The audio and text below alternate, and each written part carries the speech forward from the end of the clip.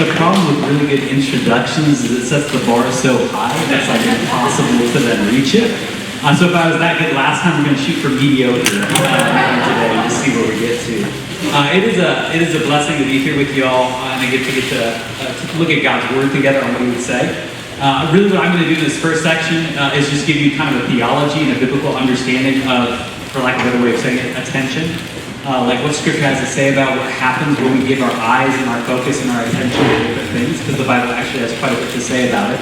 And then Crystal Wilkins, who has far more letters after her name than mine, will come up and give us more of the practicals and specifics of what does this look like in the dust of the earth and the relationships with kids, and not just with our kids, but also in our own lives. So what does this mean for us as we look at technology, social media, and its impact in the world? I think there's a reason why Jesus didn't come while social media existed. I think He saw social media and said, nah, we'll take care of that later. When I come when it's just tablets and papyrus, and it'll be great. And so let's jump into this. I have one graph I'm just going to show you real quick, and I'm not going to deep dive into it very much, but this is a graph in terms of hours of social media use, and then the percentage of those who end up hitting kind of the clinical definition of being diagnosed with depression or anxiety. And so you see there's a baseline. The red is for gals, the blue is for boys. About 0 to 2 or 3 hours where there is limited impact, but still we see a trajectory of more likely to be diagnosed with depression and anxiety. And then you hit beyond 3 hours and it skyrockets. That there's something happening here. Again, this is correlative. I'm not saying this is causative, but I just want it to be a pulse for us as we talk about this topic, that we're seeing something happening in this generation that is remarkable. And we need to talk about it so that we can be prepared to deal with it well and to deal with it again according to what God's Word would call us to. So just to have this image, what we're talking about is quite significant and is having an impact that we don't fully yet know because we're still smack dab in the middle of it. So let's again dive into God's Word and what it might have to say about it. Let's go all the way back to Deuteronomy 6 through 9. This is what God's Word says there. And these words that I command you today shall be on your heart. You shall teach them diligently to your children, and shall talk of them when you sit in your house and when you walk by the way. And when you lie down and when you rise, you shall bind them as a sign on your hand, and they shall be as frontlets between your eyes. You shall write them on the doorposts of your house and on your gates. This is fascinating throughout Scripture. God doesn't hide the ball. He knows we're forgetful people. Like if you think of the detail that's put in here of how often He's saying remind, like literally as frontlets before your face. Because if you don't do that, your eyes will be shaped by something else. If there's not an active practice of reminding yourselves of the truth of God, you will be shaped by other truths. And again, think about the context of this moment. This is with the Israelites. They're rolling out from the Exodus. They'd seen miracle upon miracle upon miracle, and yet God would still say to them, those miracles are insufficient to hold your attention. You need to remind yourself of these simple truths that you might be shaped by them daily. So talk about them when you sit down to eat. Write them on your doorposts. Hold them as frontlets before your eyes that you might not be shaped by something else. And so from early on in Scripture, we see the deep value of paying attention to what we attend to, of what we give our eyes and our attention to. It has a unique impact on us, and God would invite us to look at particular things. Philippians 4:8 says it this way. Finally, brothers, whatever is true, whatever is honorable, whatever is just, whatever is pure, whatever is lovely, whatever is commendable, if there is any excellence, if there is anything worthy of praise, think about these things. And so again, the Apostle Paul, and he's previous to this, has just talked about not being anxious, and with thanksgiving and supplication and prayer, make your requests known to God. And then he says, in light of that, turn your eyes to the things that are beautiful, that are noble, that are excellent, that are pure, that are worthy of your attention. And that's not just because those things are good, but because as you give your attention to those things, you're progressively shaped by them. As you give your attention to the things that are noble and excellent, those things have a reciprocal effect on you. Your attending is not just for the enjoyment of what you see, but in what you give your attention to, it also affects and shapes your worldview, your experience, and the type of person that you become. So once again, from Old Testament to New Testament, we see the same calling. Give your eyes to the things that are worthy of your eyes. Give your attention to the things that are worthy of holding your attention. We see a unique picture of this in the picture or the story of Peter walking on water. So Matthew 14, 28 through 31, this is what that story says. And Peter answered him, and Jesus was walking on the water, had called out to them, and Peter answered him and said, Lord, if it is you, command me to come to you on the water. Again, my image of Peter here is he's kind of prideful and humorous. He's like, all right, Jesus, tell me to do this. Let's see what happens. Tell me to walk on water. It'll be great. We'll find out what happens. And then Jesus is like, yeah, come and walk on the water. And Peter's like, oh no, I'm supposed to do this. This is going to be great. Yeah, okay. I'll step out into the storm. So he said, come. So Peter got out of the boat and walked on the water and came to Jesus, which that line by itself, think how remarkable that Jesus simply said, come. And Peter might have been full of fear, might have been full of faith, probably a little bit of both. Stepped out of the boat onto liquid, keeping his eyes on Christ. And for a moment, the laws of physics, the reality is he knew it, fundamentally changed. And he walked towards his Savior. But then what happened with Peter's eyes? But when he saw the wind, he was afraid. And beginning to sink, he cried out, Lord, save me. Jesus immediately reached out his hand and took hold of him, saying, O you of little faith, why do you doubt? And so for a moment, Peter's eyes set on the creator of all things could do things that, frankly, no other human being had ever done before except, Jesus about 30 seconds earlier. Because his attention and his focus and what was shaping him because of what he had given his attention to enabled him to walk by faith. And then when his eyes shifted onto the things of the world, when he started to look around at the wind and the storms and the waves, and his brain started to go, this can't be right. I can't do this. I'm merely Peter. He started to sink. That where Peter's eyes were, where his attention was, had a radical shaping effect on his experience of creation and the world that he existed in. Now the beauty is, of course, even as Peter's eyes shifted off of Jesus, Jesus' eyes did not shift off of Peter. Peter cries out, and what does Peter do, or what does Jesus do? Reaches out and picks him up. It shows us once again what a beautiful present Savior he is, even our moments where we get distracted and we give our attention to things not worthy of our attention. Tony Reinke in Competing Spectacles, which is a phenomenal book, short book, but great book on this idea of attention and focus. He says it this way: we are creatures shaped by what grabs our attention. And what we give our attention to becomes our objective and subjective reality. We attend to what interests us, and we become like what we watch. Every TV show, commercial, social media, algorithm, they all know this. There's a reason why millions and billions of dollars are spent to try and create the right spectacle to grab your attention. Because they know if they can hold your attention, they can form you into the type of consumer they want you to be. They know that if they can hold your attention, you will be shaped in the ways that they want you to. In other words, it's an old principle. It's as old as, again, Deuteronomy 6. And so Tony Reinke is pointing this out, that what we give our attention to doesn't just entertain and distract us, but once again, it shapes us. Finally, to make this point as clear as possible, 2 Corinthians 3:18 says it this way: and we all with unveiled face, beholding the glory of the Lord, are being transformed into the same image from one degree of glory to another. For this comes from the Lord who is the Spirit. How are we changed? Not by our effort, our strength, skills, but rather by beholding Christ. We're shaped and changed from one glory to another. And so what we give our eyes to matters significantly. What we give our attention to matters tremendously. And we're invited into giving our attention to those things that grow us in Christ-likeness. But what a beautiful piece of the gospel we see here. That again, it's not by your strength or effort or energy that you'll be changed to the image of Christ. But it's simply like Mary, who chose to sit at the feet of Jesus and listen to him. That by giving her attention to Jesus, progressively was shaped like him. That Jesus even said to her in that moment, while he rebuked Martha, that Mary has chosen the better thing. She has chosen to give her attention to the more significant thing in this moment.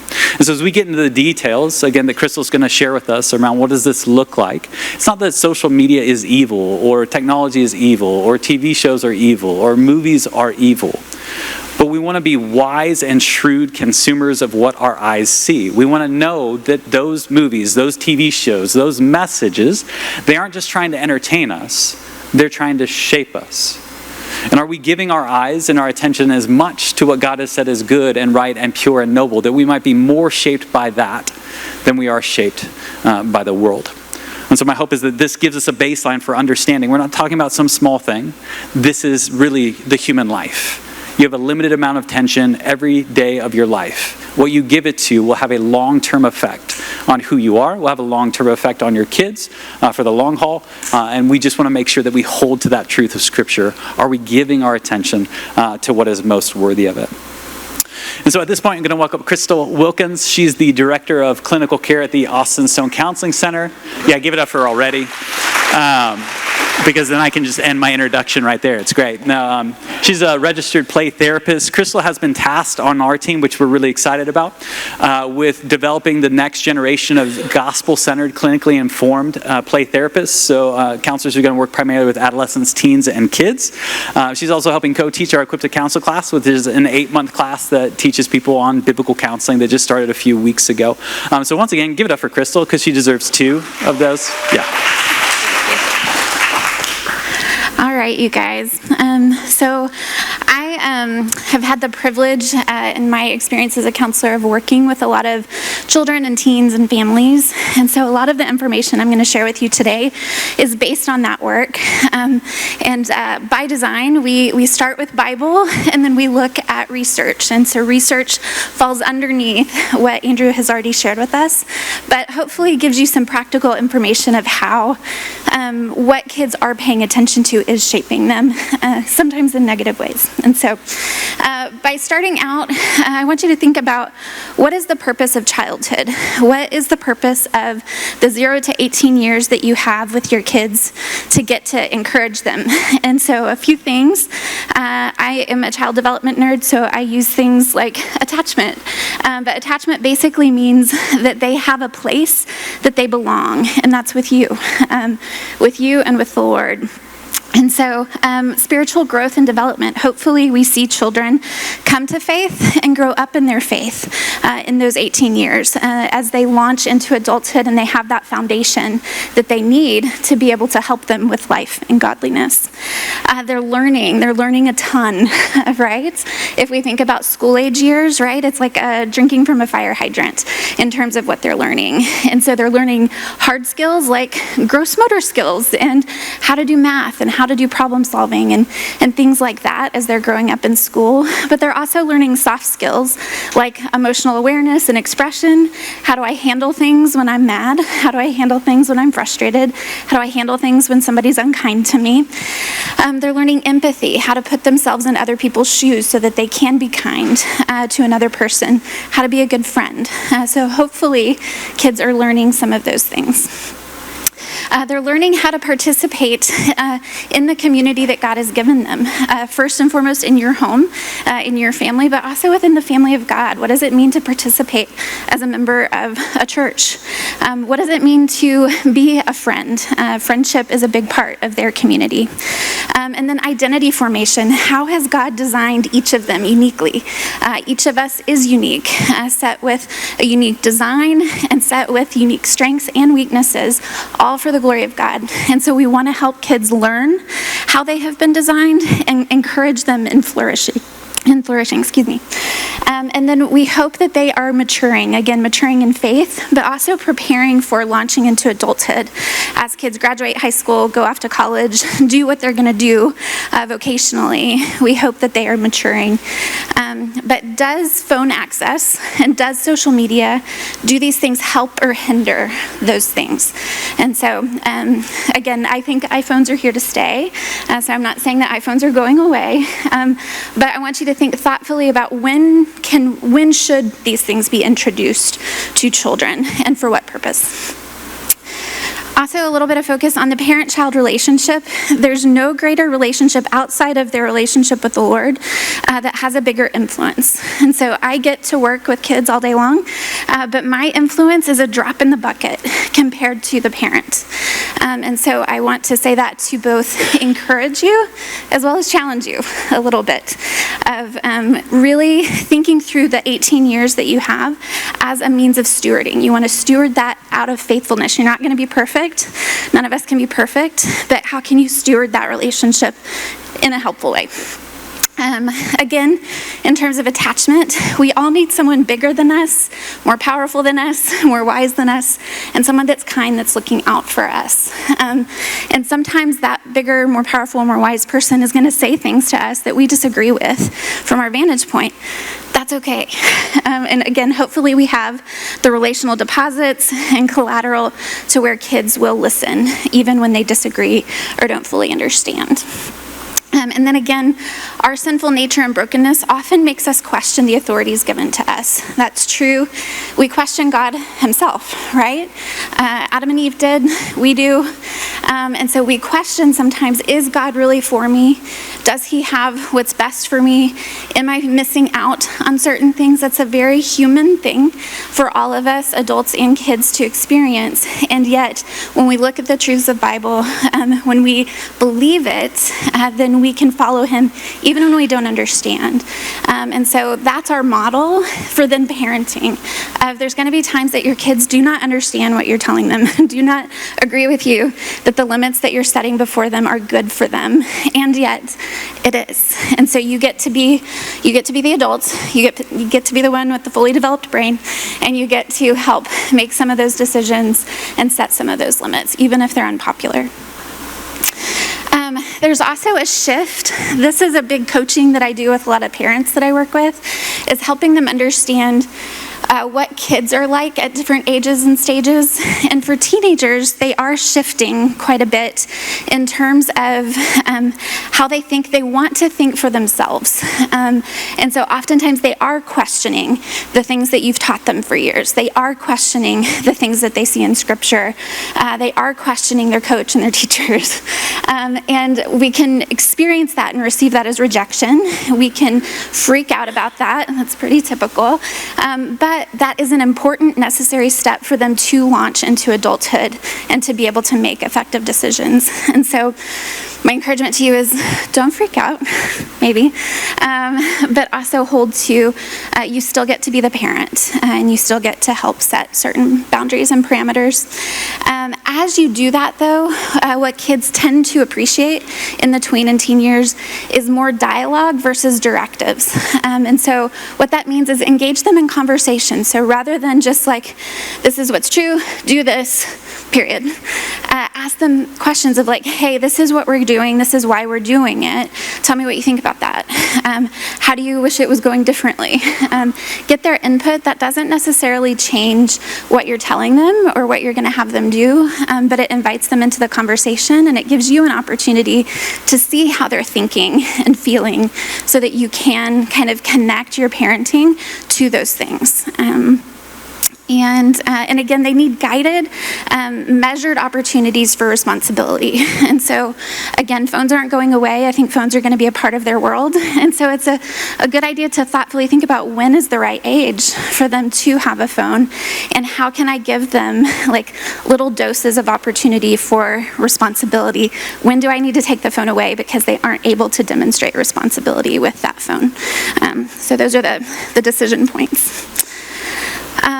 There's a great book called The Tech-Wise Family by Andy Crouch, I think is his last name.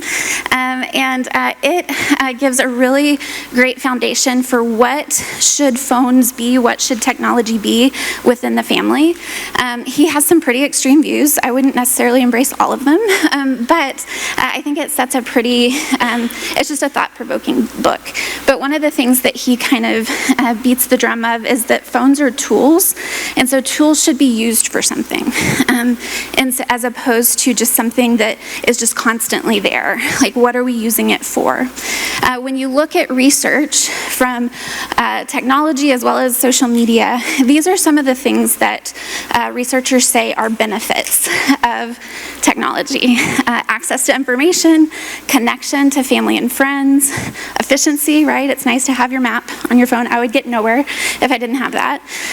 Weather, you can check the weather from your phone. And then it's entertainment. A lot of people will say that entertainment has the same benefits as play. As a child life specialist, as a play therapist, I've studied play way more than any normal human. But entertainment and play do not have the same benefits. And what phone usage is, it's usually entertainment. It's not play.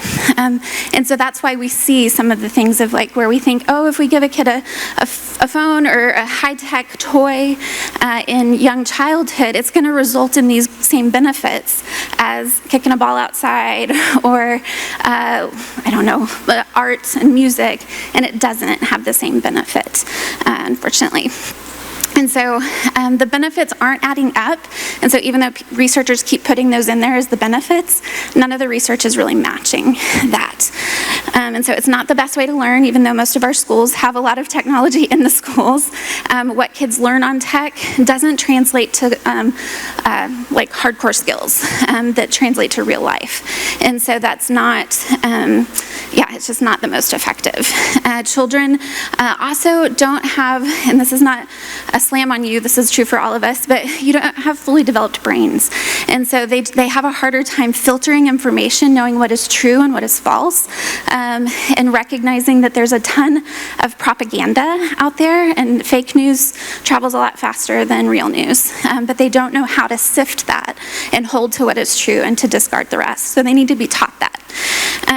They also need opportunities in real life to have connection in real life, not through a computer or through a phone. And yet sometimes phones, if you watch any kind of lunch table in a middle school or a high school, a lot of times what's happening is they're just looking at the phone. They're not engaging with each other. And again, typically have poor self-control. I am running a special and working with a lot of 11-year-old boys right now. I don't know why, but I'm working with a lot of 11-year-olds, and I did this activity last week with a couple of them just to get a sense of when is good enough. And we did this, I just said, okay, pizza. How many slices of pizza until you get satisfied?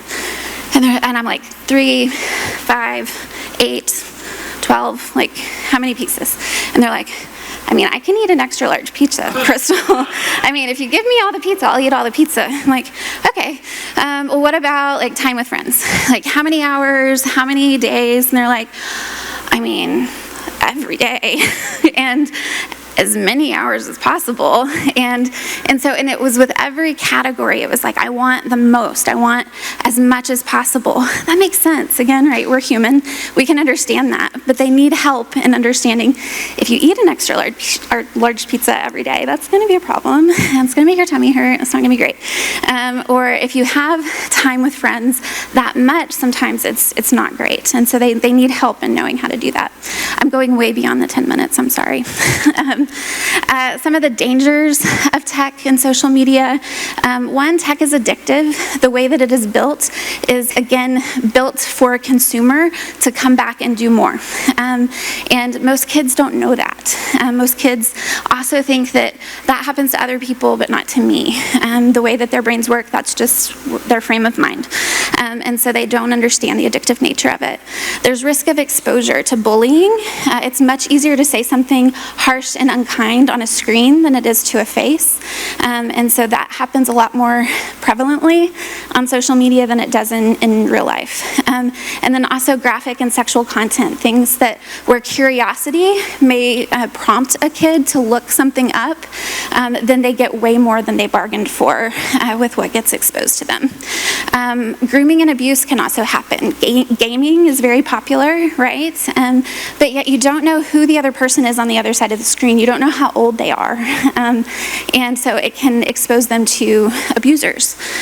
Risk, again, Andrew already talked about this, of just really high social media use can increase anxiety and depression. And then again, the focus is inward. It's focused on what do I want, what can I consume, and me, as opposed to what kids are called to. These are some of my favorite resources on just learning more about tech and social media use. Again, the TechWise Family by Andy Crouch. Wait Till 8th is a nonprofit organization that encourages waiting for phones until 8th grade. I got booed the last time I taught on this when kids were in the room when I said that. But I do think that there's just reasonableness with that in terms of what kids need to be focused on younger ages. And then The Social Dilemma, if you haven't watched it, I highly recommend it. I recommend you watching it with your teens and getting their input, having them respond to the information that is there. So a few practical tips, and then we'll pause for the questions. I'm going to skip that quote. It's a good quote, but for time's sake. So a few recommendations. All devices out of bedrooms at a fixed hour every night. I would recommend 30 minutes before bedtime. Reason for that is, one, kids can scroll for hours, and we know that like the lights and the ways that social media and technology is built, it's not good for sleep. And kids, adolescents in particular, they're going through a different spurt of brain development. They need more sleep. Why does your teenager sleep until 1 p.m.? They need more sleep, but they're also staying up too late.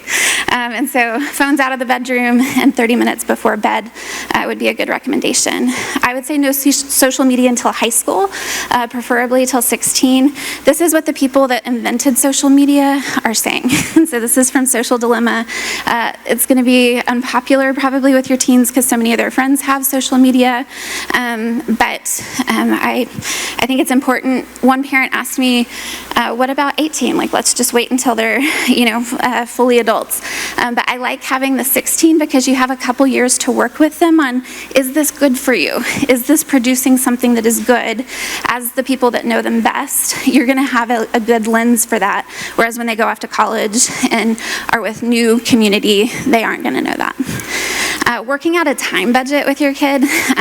So there's a book called Burnout by Brad Hambrick that's really great that I picked it up because I was highly anxious and trying to figure out how do I maximize my time. And it was a light bulb moment when I realized, there's 168 hours in a week, and if I'm spending time in this way, that means all I can do is sleep for 4 hours. That's not going to work. So I have to modify other things. And so the same is true for how much are kids on the phone, how much are they in social media, and is that producing what you want them to do? If they did 1 hour a day, that would be 5% of their weekly time. If they did 2 hours a day, it would be about 10%. Is that okay? Once we bump up to 3, again, that's where we're getting into the danger zone that Andrew highlighted. Turning off notifications, again, that just helps with attention so that you're not just hearing the dings. There's a research study that said if I had my phone up here at the same time that I'm doing this, I would do it less well. Or if you're doing any task, any school or work assignment, if your phone is right next to you, you're not going to do it as good. And so having times away from that is important, but those notifications can be sneaky.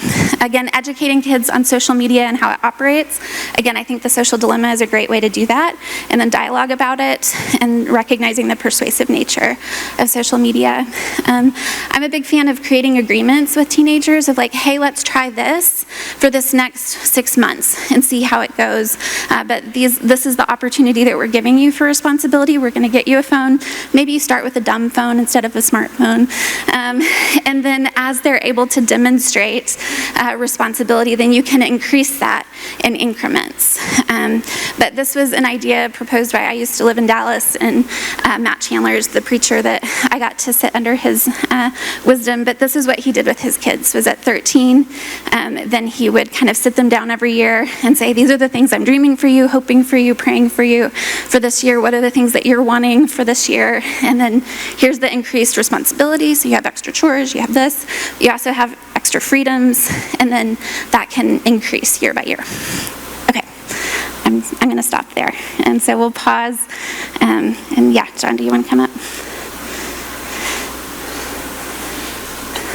Sorry, I flew through that. Okay. Yeah, give him a big round of applause. All right, so we're going to move into our Q&A time right now. But we need to get things kind of set up here. Take the next 2 or 3 minutes. If you haven't written out a question, write them out, take them to the back to Bailey, put them in those cans on the tables. Teens, students, we would love for you to write questions. Would you do me a favor? Write a question. If you're a student, it can be anonymous. Just at the bottom, write student or teenager so that we know it's from you, because it's going to be really helpful. We want to answer questions from all age groups and demographics. So let's take 2 or 3 minutes, write out your questions, take them to the back, and then we'll move into the Q&A here in just a second. All right. We'll go ahead and get started and start some of our question and answers. Now, the first thing I want to do is kind of address the elephant in the room that we feel with all the teenagers in here right now. All the teenagers are going, why in the world did we come to this? To get this information, we're saying we're sorry. But here's the reality. Parents, it starts with you. It starts with you modeling the behaviors you want to see in your kids. It has to be modeled from the top down. I was just telling them that we were on a trip at Disney World this last week, and it was unbelievable the amount of times I looked around at families we'd be eating. I mean, you're in the most magical place in the world, and you're eating lunch or you're waiting in line and looking around, and all the parents that are on their phones totally ignoring their kids. Totally ignoring their kids. And so as parents, we can't ask our kids to do something if we're not willing to do it ourselves and to start from the top down. So students, giving you this as an expectation you can put on your parents now. You're saying, you want to see me do this, I want to see you do this. So what are some things that parents can do to strategies, philosophies, behaviors to model the right behavior in this area? I think maybe the easiest one is giving your kiddos your eyeballs, which I think every parent's experienced this, right? Where you're on your phone doing something super important. Like I was just checking a football score a minute ago, and your kid comes up and it's like, hey, mom or dad, look at this. And you're like, oh, just a minute. That single interaction teaches our kids something very specific about what we're engaged in. Like for a moment, we have now said what's happening on my phone is more significant than this interaction right here. Now, there are times and situations where that might actually be true. In other words, setting brackets and times around, no, what I'm doing right now is work related. I have to do this right now. But I think we oftentimes fail to communicate to that level of detail to our kiddos.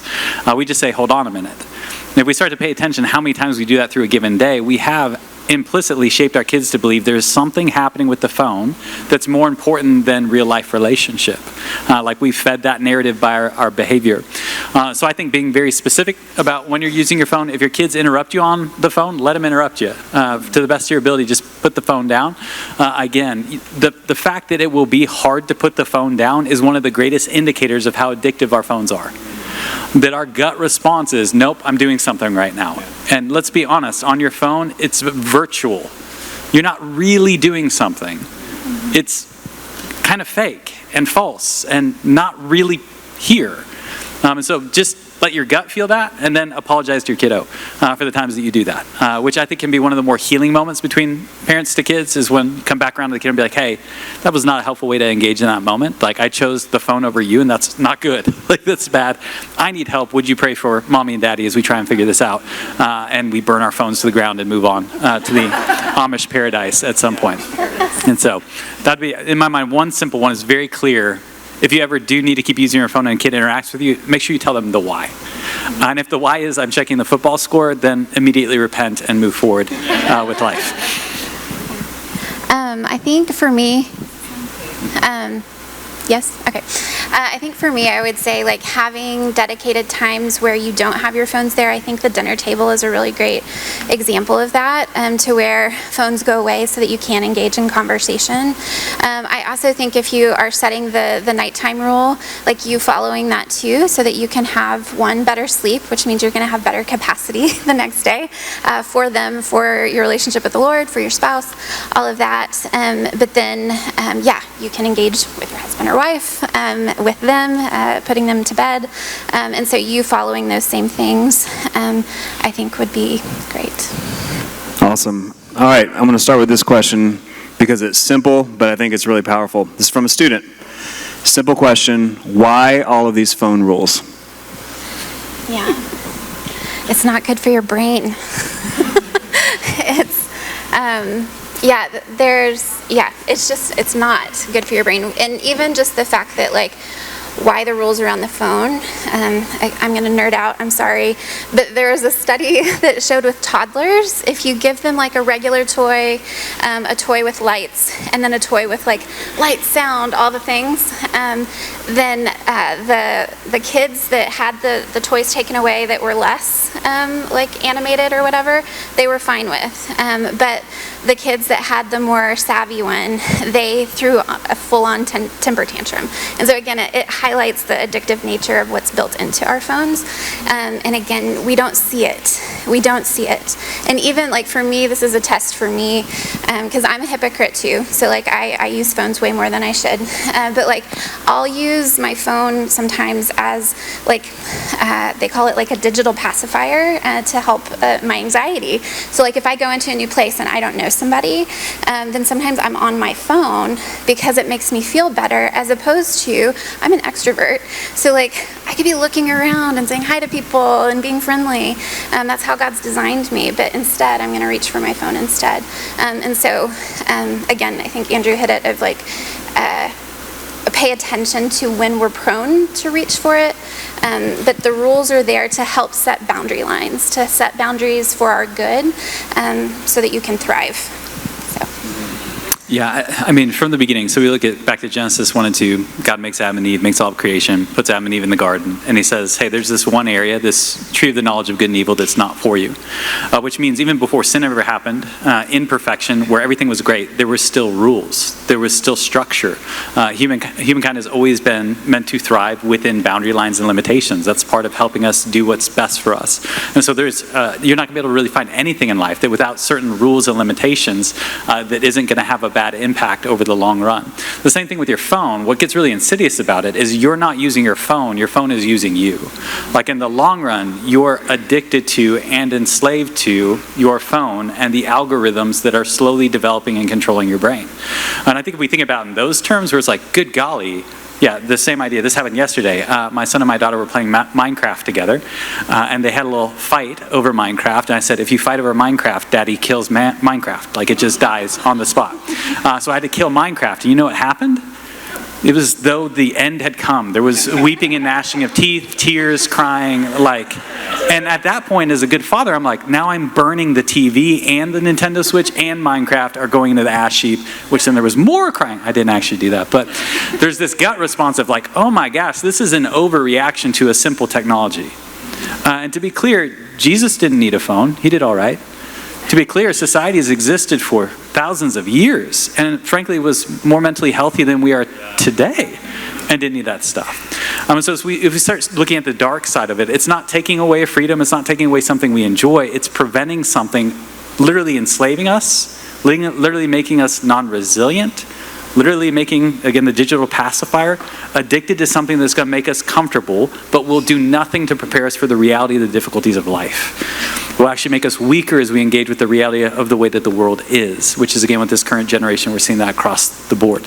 Now, it keeps us in business as counselors. Like, our client load is through the roof, so keep using your phones. We'll be there. But, yeah. Don't. It's okay if we go a little low on business. Now, isn't it South Korea, I believe I read, that they have detox and rehab centers for teenagers who have technology addictions? That they literally have to go to specialized centers to go and detox from technology use. Is that right? I haven't heard that, but that's wild. Yeah, and like you guys hinted at this earlier, the people that know like the true behind the scenes of this, the tech CEOs and those who are behind social media and technology, they don't let their kids have phones until they're much, much older because they understand how it works. And so if you look at them and say, well, they know the most, yeah, and they're restricting it the most, we probably should follow suit as well. You were talking about how your phones use you. You don't use your phones. Dallas Willard, who's a huge influence in my life, always talked about, we're all disciples. He said we're all being shaped by something, and realizing that, why all these rules, the question is recognizing that this is rooted in love from your parents. And more importantly, it's rooted in love by God in giving you your parents, but recognizing that your phones are shaping you and they don't have good intentions for you. It's about your attention, it's about your affection and your desires, and shaping you into something that it doesn't resemble the Christ-likeness that we're after. Mm-hmm. Yeah. Maybe a test that y'all might want to try, especially for the kids in the room that are like, that's not true, I'm fine, like we'll be fine, is to maybe parents let them have like access to a phone for longer than you would want them to, and them say, oh, I'm going to do this for this many hours per day, and then actually test their time and see, because you'll do it more than you think. So. Next question, how do you deal with other parents or kids that do not share the same values or boundaries on videos, social media, and posting, i.e. they post pics or videos when you don't want them to?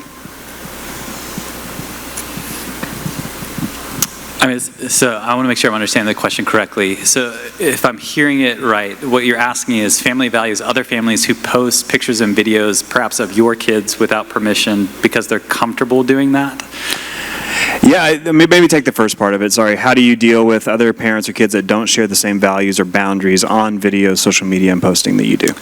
Yeah, I'd say clarity is kindness, which means we have to be willing to have some of those awkward conversations. Like if we see, again, a family that we're engaged with posting and putting videos. Again, the most common version of this I've seen is they're posting videos about their kids that their kids don't really like, or without their permission, and not thinking long term. This is now on the internet forever, essentially, and what will those kids think about that 20 years from now?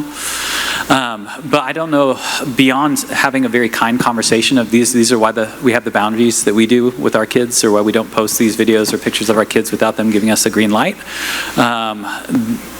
Beyond that, I'm not sure that I would add much more to that, is just being open and honest with it, and then allowing space. Like, I guess this would be perhaps the gospel element. Allow space for diversity and opinion on that. In other words, there's not a Bible verse I can give you that's going to say, hey, your version of this is somehow sinful and you need to stop. There's probably a version of that somewhere in there, but I'm doubting that most families approach that line. But instead to say, for our family, for the stewardship that God has given us with our kids, this is how we handle it. And we're going to honor that your family does it different, but we'd also ask that you reciprocate that, that you'd hold to our boundaries with our kids. I would imagine too that there might be those in the room that are thinking, okay, well, they play games that I don't want my kids playing, and they are just unsupervised maybe, and so there may be other categories outside of posting things, and I think a similar approach is helpful. And I think, again, also when the kids are in your home, modeling something different, helping the kids have an awesome time, recognizing that they don't have to have technology to have a good time, and just inviting them into dialogue of like, can we limit that, or but then making wise decisions of, I do think it's helpful for us to be around others that don't share the same values, but in your home, modeling what you want. That's so good. What is a good screen time maximum or minimum? Now, I know it's probably going to be contextualized per age group, right? And then maybe you can expound a little bit on that, like magic 3-hour number. Why are we seeing the depression, anxiety rates go through the roof once they hit that 3-hour marker? Well, again, Andrew said, like, the 3-hour marker isn't necessarily causative, but correlative. Correlative? Mm-hmm. There we go. But, yeah, I do think you have to individualize it to your kids. I have some parents, one parent that I talked to last week, her child has ADHD, which means he has a harder time focusing and has a harder time doing homework after school and stuff. And so the rule in their home is that they don't do any technology throughout the week. They preserve it for the weekend, because then he's able to be more successful with school. And so I think in terms of a minimum, I think the less is better, honestly. But I think anywhere between the 1 to 2 range, again, with higher age of teenager, I think. So we're not going to tell our kids, hey, you haven't hit your minimum amount of hours on your phone today, grab it. Yeah. Get on Instagram. Yeah, no. No. I mean, again, Jesus didn't need screen time, so I think ideal, it's fine to aim for none. It's not a necessary thing.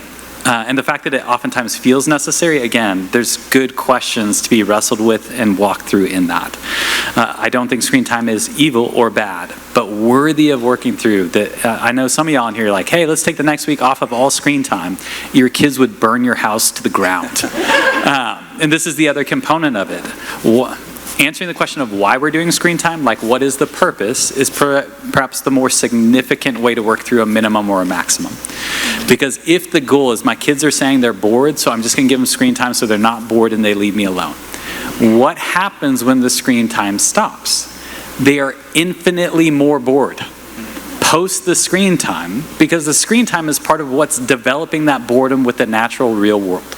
We're overstimulated through all these screens and lights and bright stuff that's kicking through our brain, that when we go out in God's creation, we're kind of like, meh, and put the VR set back on, it feels more interesting.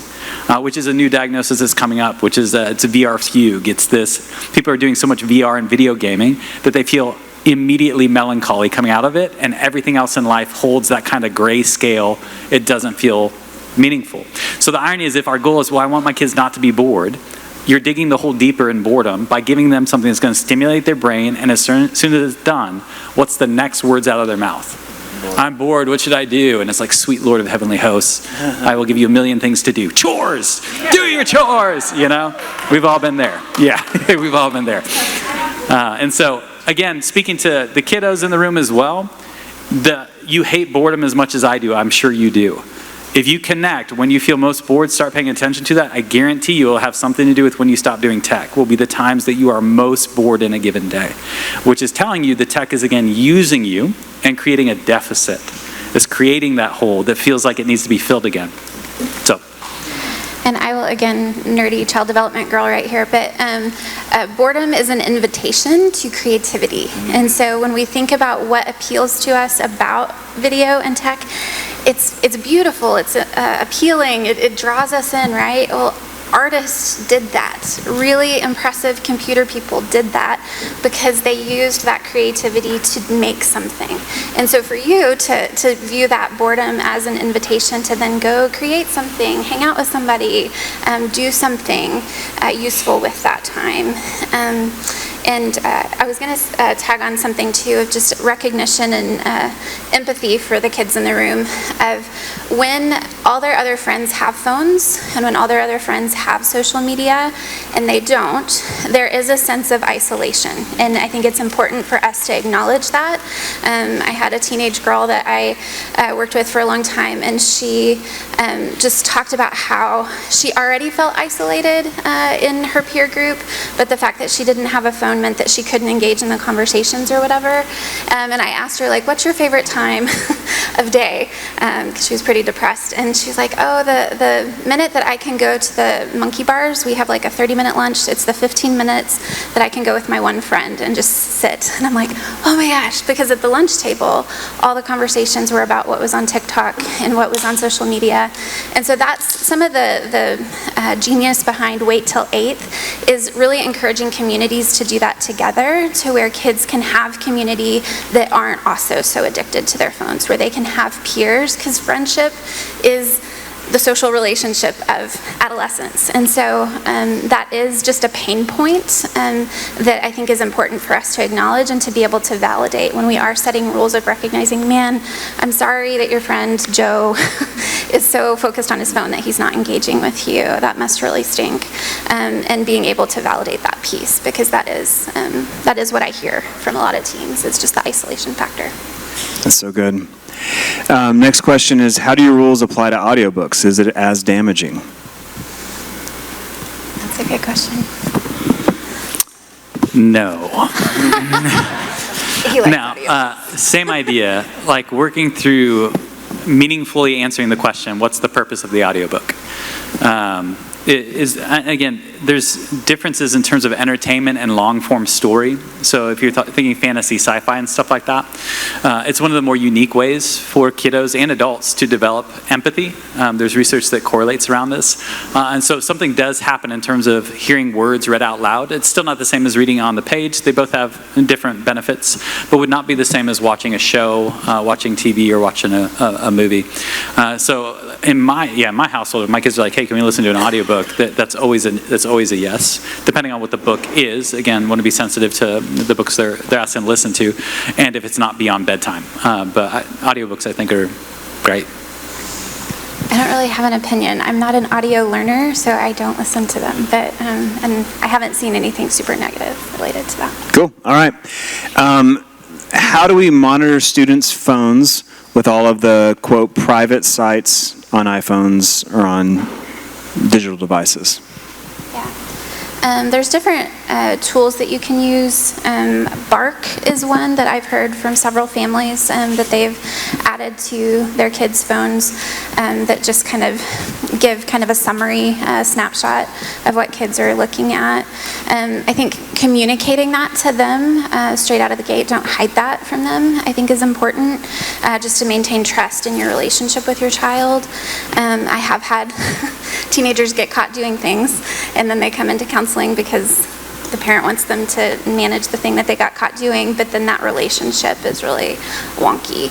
And so I think those devices are there for a reason and can be helpful. Yeah, again, just want to emphasize the point that Crystal just said is abundant clarity and communication. So if you are digitally keeping track of websites, phone stuff, everything on your kiddo's phone, let them know. It's going to maintain the best, again, rapport and connection with them. And with that would also be explaining why. And part of the why is there's a whole industry oriented on getting your kiddos to websites and places they're just not good for them. There's a whole group of people designing stuff to draw them into things that would not be wise for them to be jumping into.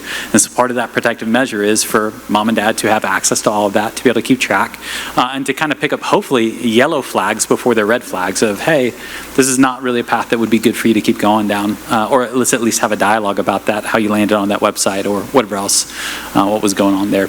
I don't have other softwares to add on. There's a ton out there that you could choose, but I would just say, again, abundant clarity and communication on the why, the heart of it, is really important, as opposed to just feeling like, mom and dad are watching everything, they don't trust me.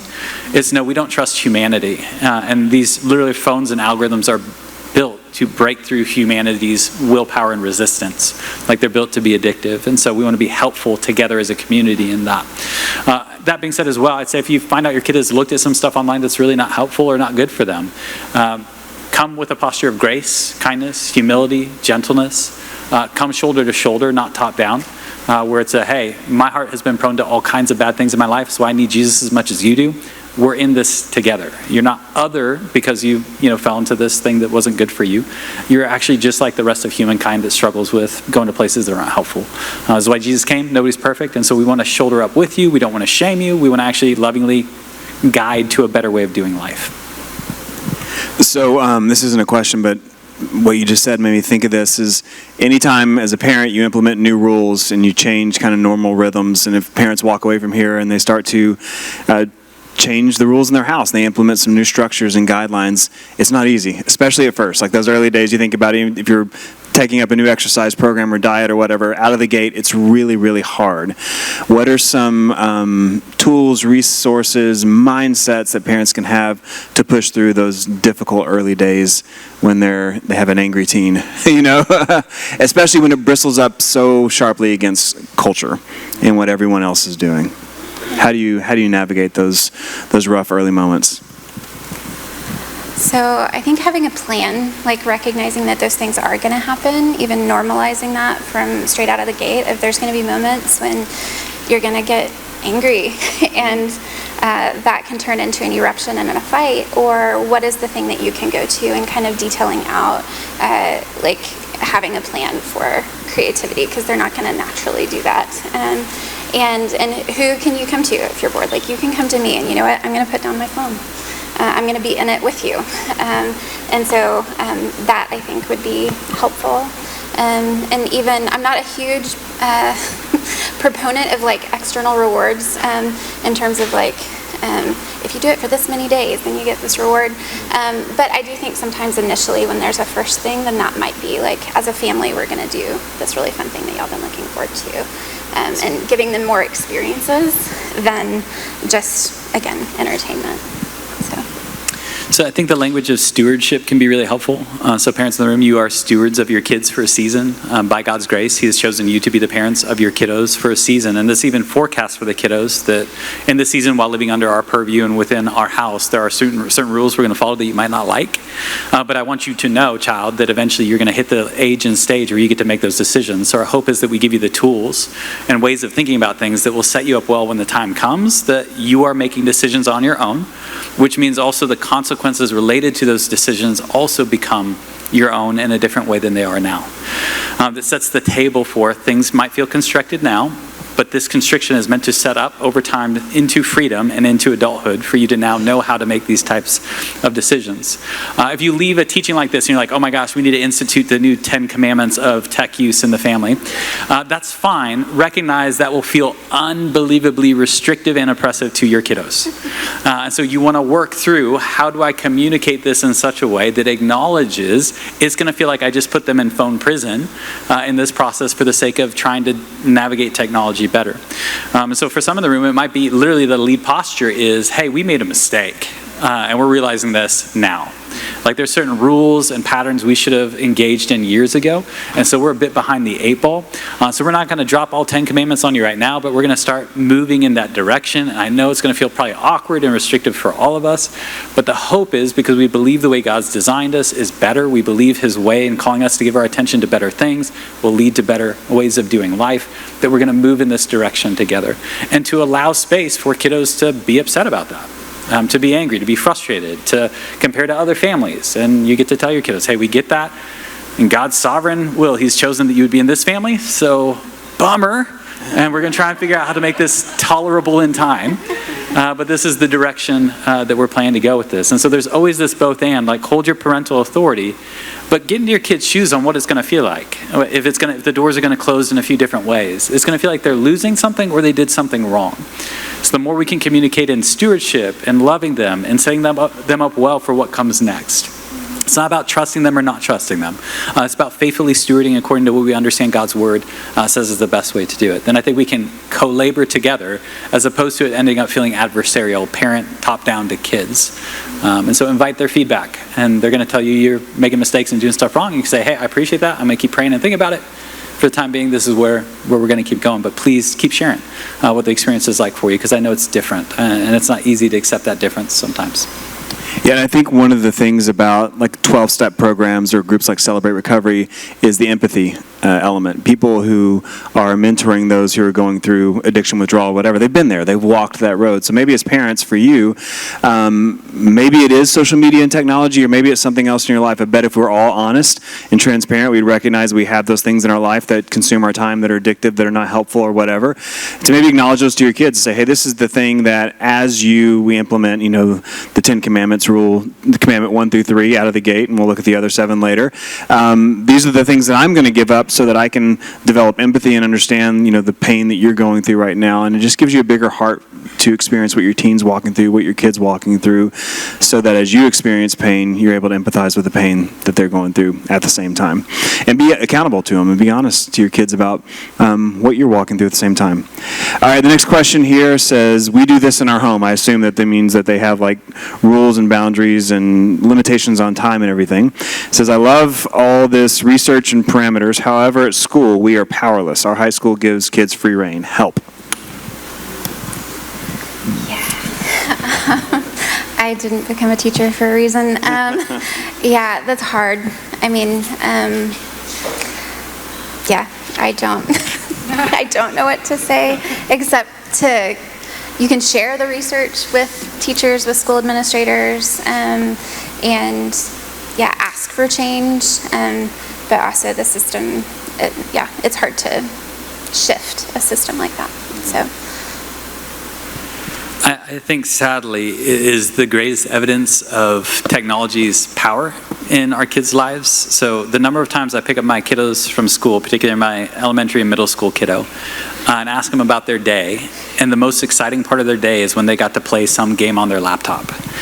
And I'm like, this is the education you're getting right now is not suiting you well for what life is going to toss your way moving forward. And so I've honestly expressed to my kids it was just yesterday, hey, I'm worried, guys, because the way you're being set up in terms of education is not preparing you for really how life is and the difficulties that are there. And so I feel sad now that the school's choosing to do this. I encourage you, instead of playing games, to consider doing other things on your computer, or at least something more creative than that. And so I'm giving them my emotional reality with that. And I think what Crystal hit on there is engaging with the schools is also a significant way of doing it. Again, for the teachers, it's got to be nearly impossible not to go to the digital pacifier type mentality of like, good golly, you give them a little laptop time and you got a quiet, submissive class. and a quiet, submissive class that is not being well prepared for what they're going to need to know heading into real life. So I'm trying to continue to cast vision, particularly for my 8-year-old, my 11-year-old, around that of, hey, this is forming you. Like the Minecraft moment of like, hey guys, isn't it weird that when I said you have to shut that off, you all started like weeping? Isn't that odd? Do you feel good about that, or does that feel weird? That there was so much crying over Minecraft being put away. My 14-year-old, so we didn't give her a phone until a few months ago. So she turned 14 in August. She got to the point even when she was 13 in 8th grade and all her friends had phones. And so we had lived through the war of attrition with your kiddo of like, all my friends have phones, all my friends have phones, all my friends have, nope, still not giving you a phone, still not doing it. We still love you just as much as other parents love their kids. No, we're not giving you a phone. She got to the point when I asked her in 8th grade, hey, when you look at your friends and you engage with them and you see them, like I've seen it in the bus stop. Like one of my saddest moments is running the neighborhood in the morning, and I run by a number of bus stops, and every kid is not talking to anyone. They're just on their phone. Like that is a dystopian reality that developmentally they're standing waiting for the bus with theoretically friends, not talking at all, but all just looking at their phone. And so I asked, Mila is my oldest daughter's name, I was like, hey, what's it like for you at like lunch and stuff when all your friends are talking about TikTok and social media? And her response was, well, it seems weird to me because that stuff isn't real. Like I kind of feel sad about it now. And it's like, okay, the veil lifted a little bit. In terms of seeing, this engagement with this device is not real life. Now that she has a phone, sweet Jesus, I think we've forgotten that. Literally her behavior within 2 months radically shifted into the more traditional style of engaging with technology. So she and I are now having ongoing conversations about that where I'm like, hey, Mila, I've noticed every time you walk by your phone, which is supposed to say right here, plugged in, next to the TV, you intuitively check it. When I'm talking to you, and you'll pick up your phone, you're just looking at your phone, you won't make eye contact. I'll ask you a question, and it'll take you a solid 20 seconds to respond. Like, are you noticing that? Are you feeling the difference? And so that's how fast it can change.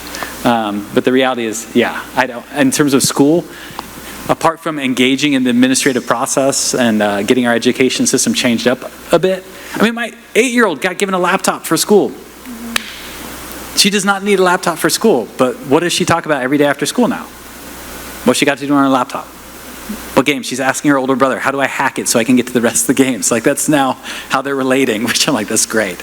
My son, the crafty one, helping my 8-year-old hack her laptop so she can play Minecraft at school while the teacher's not watching.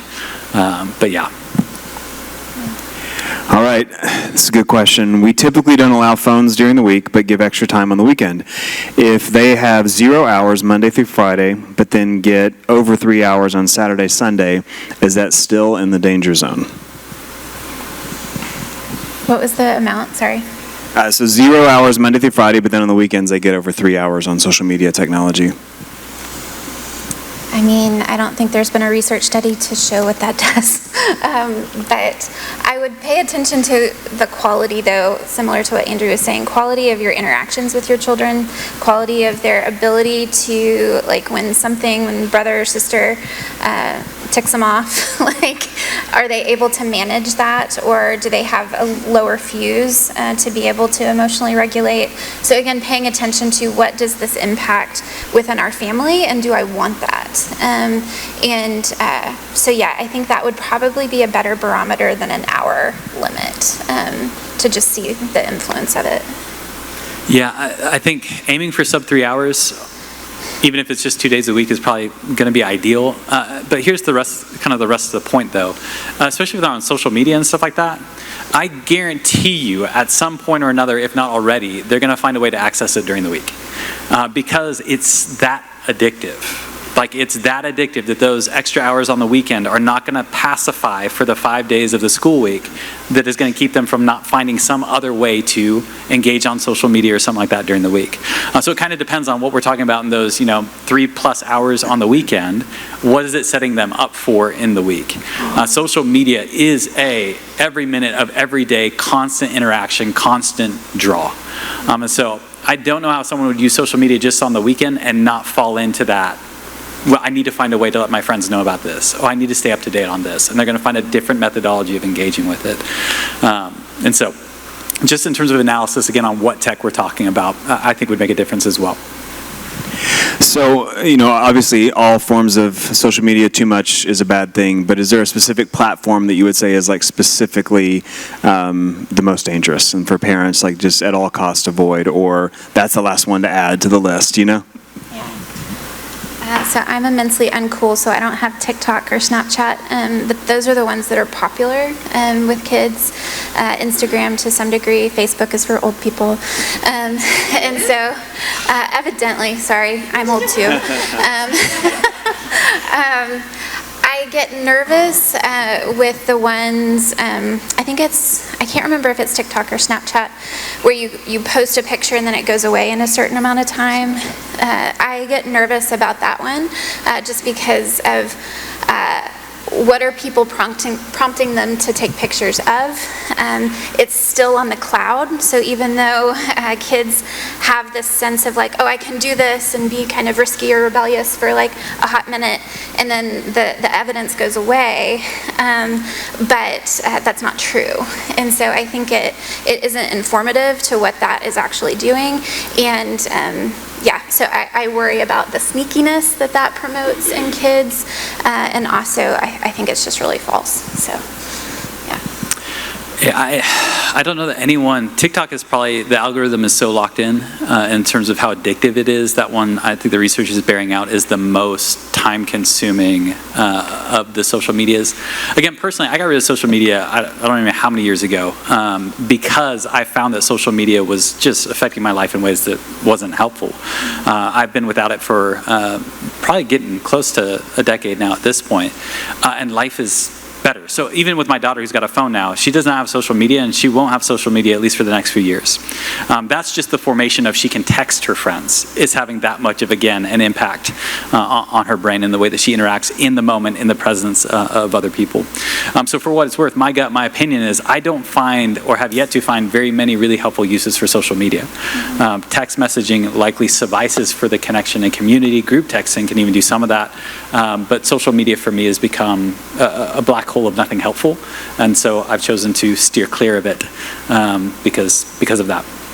And again, Jesus didn't need it. I'm going to keep referencing back to our Savior because, again, we feel like we have to have it. I think it's worthwhile asking the question, Jesus juking aside, is this additive to life or not?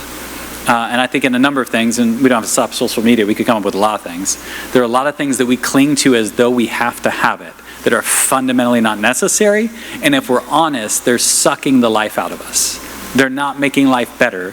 They're making us more anxious and bored and worn out. They're not fills. They're simply distractions that are delaying us from getting to more meaningful things.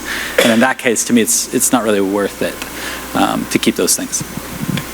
I'll also share this. I read this article this week on selfies. So evidently the selfie camera came out in 2010, and there's I can't remember the statistics of how many billions of selfies are taken every year, but the average person that takes a selfie to post takes 12 to 15 pictures, and then they spend 7 to 12 minutes cropping it, filtering it, all of that kind of stuff, and 41% of the people that post a picture hate themselves in it.